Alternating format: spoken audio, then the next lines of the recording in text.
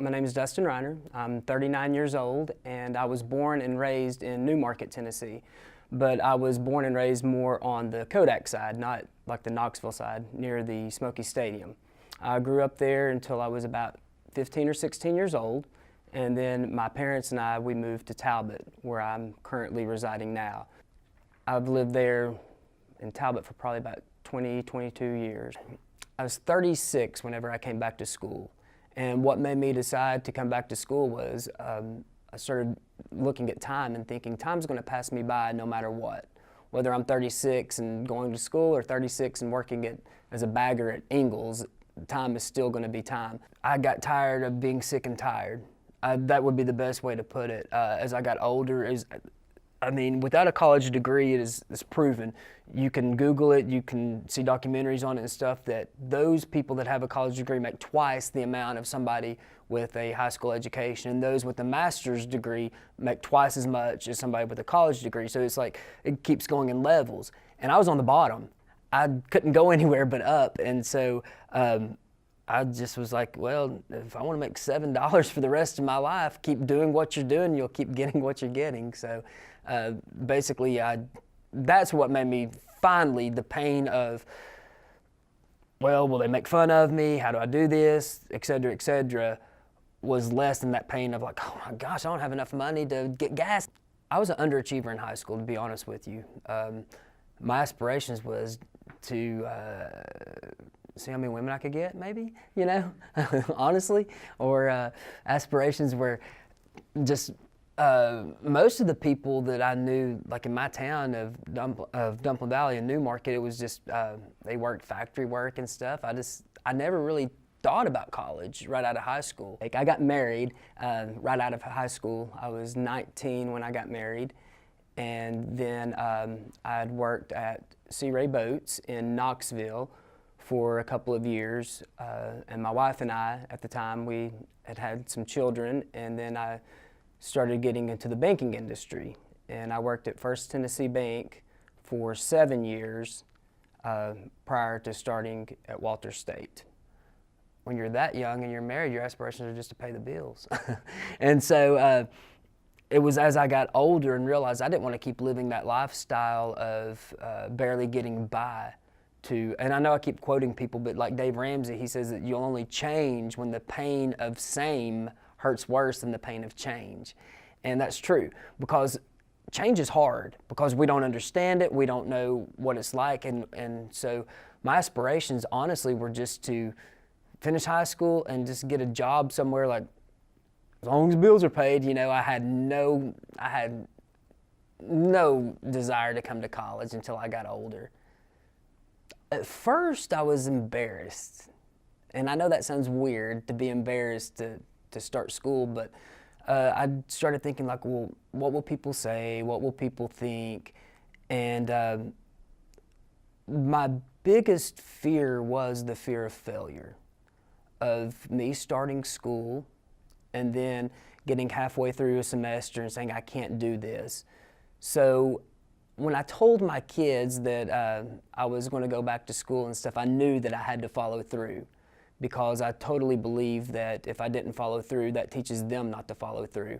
And I always tell my kids, stick with your commitments. If you say you're going to do something, as far as it depends upon you to do it.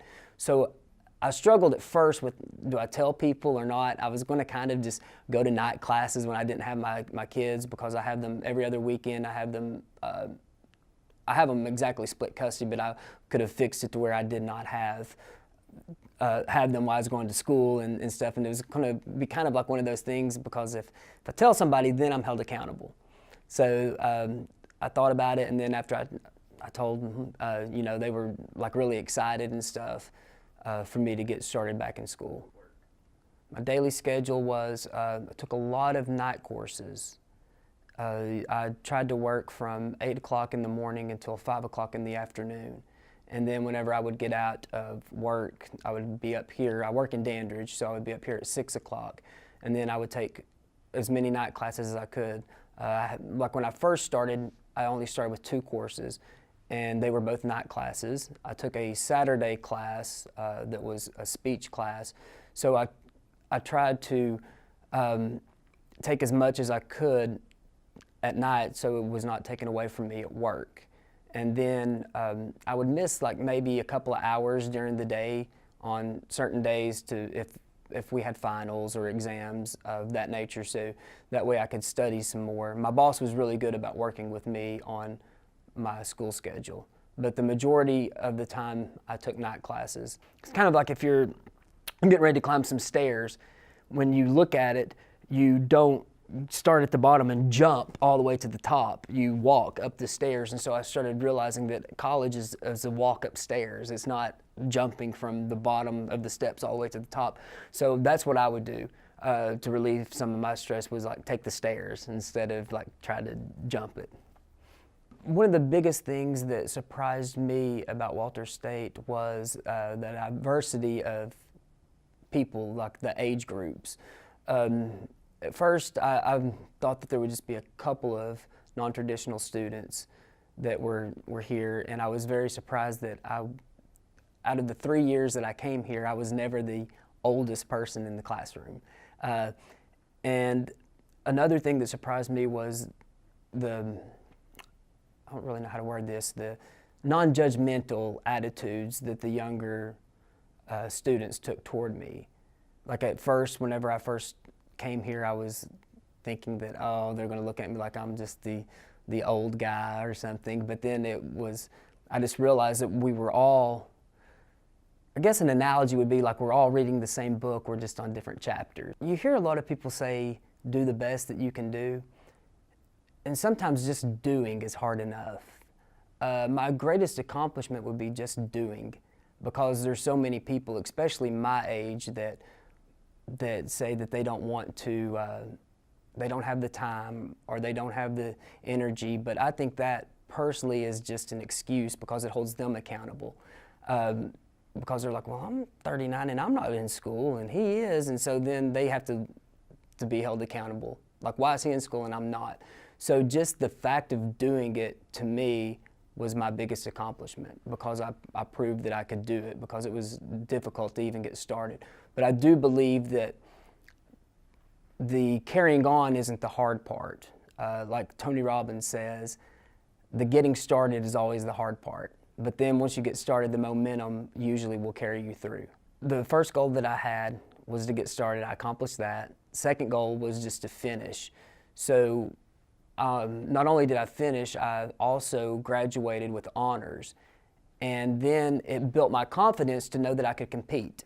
Because at 35, 36, 37, 38 years old, you know, sitting in classrooms with 17, 18, 19, 20-year-olds who had no jobs, who still lived at home, and I was still making the same grades that they were making with a family, working, and trying to do extracurricular activities. And that, to me, showed me that I could do anything. If I could do that and compete with people that were 20 years younger than I was, that was my biggest accomplishment, knowing that I could compete. And that has kept me going forward to go to Carson Newman now and realize that I'm competing alongside of people who are in that same category that was at Walters State, that are younger, still at home, and I'm still being able to compete. So that's a huge accomplishment in my mind. I have two proudest moments. The first one was when I pulled in to the campus for the first time in my car. That was a proud moment. And then they're both equally proud to me, because it was like and I know this is going to sound weird, but it was like almost like I didn't want to leave here, because I grew, I mean, as old as I am, I can't say I grew up here, but it was like I grew into me here at Walters State. It was the college that it was like the stepping stone, and I realized, like, you know, it's so important. It's a great school, and it gave me confidence.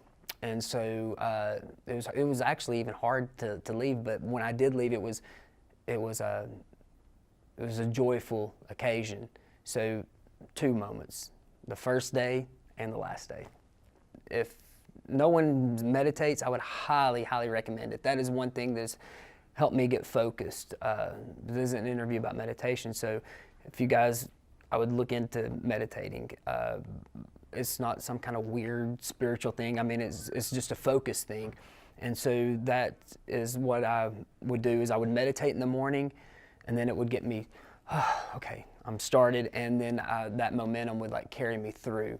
Because I'd be tired during the day after I got off work, and then I would not want to study. So I do better in the morning. But each person would have to see what fits their, because some people might be morning people, some people are night people, so it's different for different people. And there's been often times that I thought, you know, it's just not worth it, but then I realized, look how far that I've come, and I'm up here now, and so it's all downhill from now. So I just have to keep evaluating myself and just keep saying, like, you know, that you can do this. Going back to, like I had said earlier in the interview, realize that it's temporary, that I won't always be here. I won't always be here where I am today, that tomorrow I'll be somewhere differently. So yes, I have definitely thought about quitting, but then, no, I definitely can't, not with this interview. So I think of the waste of money that it would be per class, you know, I don't know exactly the amount of dollars that it costs for one class, but just the amount of energy that goes into taking the class, the amount of income that goes into taking the class, the amount of time that you have taken away from activities like your family or your spouse or girlfriend, boyfriend that has been taken away, and all of that would just be to a waste. A lot of times, even the people that are supportive of you will put stipulations on you. And I'll tell you about this analogy that I was listening to this guy. His name was Zig Ziglar, and he was talking about training fleas. And he said that they had taken a mason jar and they put fleas in a mason jar, and they just left the lid off, and the fleas would continue to keep jumping out. And they did this for some time, and then they closed the mason jar, and then the fleas would jump up to the top, fall down, jump up to the top and fall down, and then afterwards they took the lid off, and the fleas would jump up, fall back down, even with the lid off. And so one of the things I would tell myself is, don't be the flea that once the lid's off, because I'll still limit myself to a certain extent. And I would tell myself, don't be like that, because you can jump out. You're able to jump out. I believe that, you know, like, you are what you think about. And so if I vision myself finishing school, envision myself doing that, that kept me going forward, was my vision for myself. And to know that it wasn't permanent. Everything is temporary. Like, I knew that I wouldn't have to get up every single day at 5 o'clock. I knew that I wouldn't have to go to bed every night at midnight. And so I listened to Dave Ramsey a lot, who's a financial guy, and he was saying that, you know, he would walk through broken glass for a little bit of time if he knew that there was an end result. And so I started looking at the end result and knowing that the end result is I want to get an education to better myself and to better my family. So that's really what got me going, is just the discipline to say, hey, you know, toughen up and do it, because it's got to be done. The campus in general and stuff, I honestly would recommend Walter State to anybody. I think that the instructors are really good. They know the material very well, and I can honestly say that there was not one instructor here that I had that I did not like. There were some that I liked better than others, but as far as not liking an instructor, I would say that Walter State, out of all the courses I took, I enjoyed all my instructors, and I never ran into any problems with any of the students. I definitely like community college, and I would highly suggest to anyone that you're definitely making the right move by doing a 2-year college before you go straight to university.